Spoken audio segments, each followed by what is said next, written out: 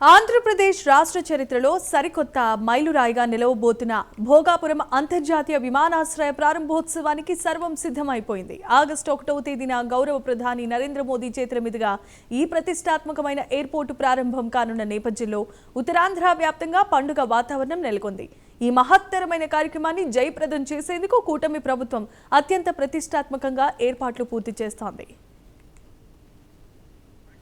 ఇందులో భాగంగా రాష్ట్ర రోడ్డు భవనాల శాఖ మంత్రి బీసీ జనార్దన్ రెడ్డి ఈ రోజు విజయనగరం జిల్లా బొబ్బిలి నియోజకవర్గంలో పర్యటించారు.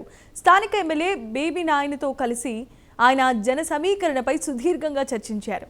ప్రధాని సభకు బొబ్బిలి నియోజకవర్గం నుంచి భారీ ఎత్తున ప్రజలు కూటమి శ్రేణులు తరలివచ్చేలా ప్రణాళికలు సిద్ధం చేశారు.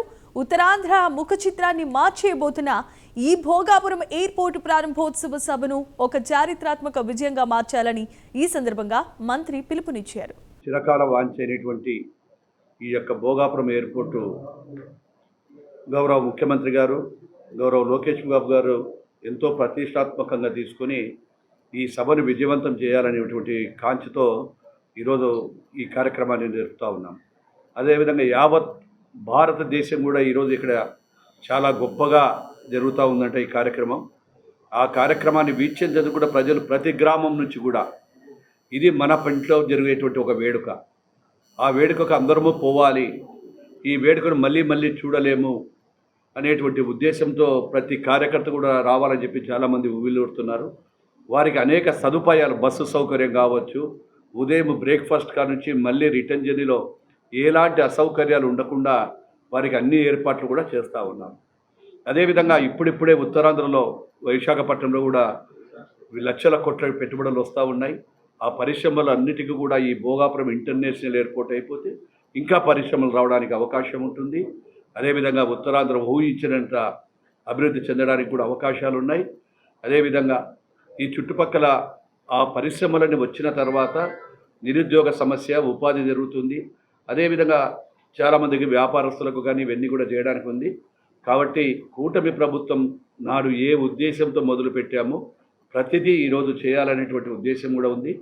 అదేవిధంగా ఈరోజు మధ్యాహ్నము ఏవైతే మేము సూపర్ 6లో భాగంగా ఇచ్చినటువంటి హామీలు నెరవేరినటువంటికి కూడా ఇంటింటికి తెలుగుదేశం అనేటువంటి కార్యక్రమాన్ని కూడా రాజుగారి ఆధ్వర్యంలో ఈరోజు మేము కూడా అందరం కలిసి తిరుగుతూ ఉన్నాం.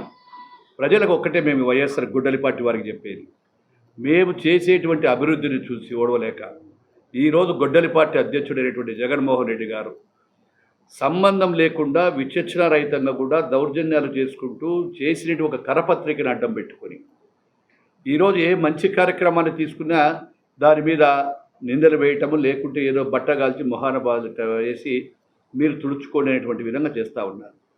ఈరోజు మేము ఒకటే చెప్తా ఉన్నాము, కూటమి ప్రభుత్వం వచ్చిన తర్వాత ఏ విధంగా మేము పరిశ్రమలు తీసుకొని వస్తూ ఉన్నాము, అభివృద్ధి, సంక్షేమము ఈ రెండు కార్యక్రమాలు కూడా బ్రహ్మాండంగా చేస్తూ ఉన్నప్పటికీ ఈరోజు ప్రజల్లో మాకు పెరుగుతున్నటువంటి ఆదరణను చూసి ఓర్వలేక రాజకీయ నిరుద్యోగంగా ఉండేటువంటి వారు కేవలం ప్రతిపక్ష హోదా దక్కించుకోలేకుండా ఉండేటువంటి వాళ్ళు కూడా ఈరోజు మాట్లాడుతూ ఉంటారు.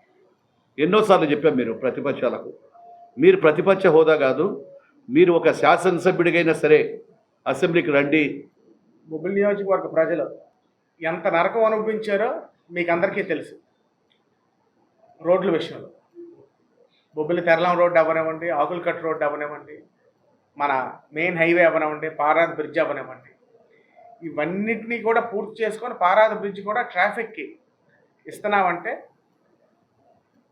పెద్దలు చంద్రబాబు నాయుడు గారు, పవన్ కళ్యాణ్ గారు, అటు కేంద్ర ప్రభుత్వం యొక్క సహాయ సహకారాలు, నరేంద్ర మోడీ సహాయ సహకారాలతో పాటు ముఖ్య పాత్ర పోషించి తన సొంత నియోజకవర్గం లాగా బొబ్బిలి నియోజకవర్గాన్ని చూసి నిధులు ఇచ్చినటువంటి బీసీ జనార్దన్ రెడ్డి గారికి ఎప్పుడు కూడా బొబ్బిలి నియోజకవర్గ ప్రజలు రుణపడి ఉంటారని అనేక సందర్భాల్లో చెప్పాను. ఇప్పుడు ఈ ముఖస్తుతి కాదు, అంత నరకం అనుభవించారన్న మా నియోజకవర్గ ప్రజలు. అలాగని ఇంకా బోర్డు రోడ్లు ఉన్నాయి, మీరు ఇవ్వాలి.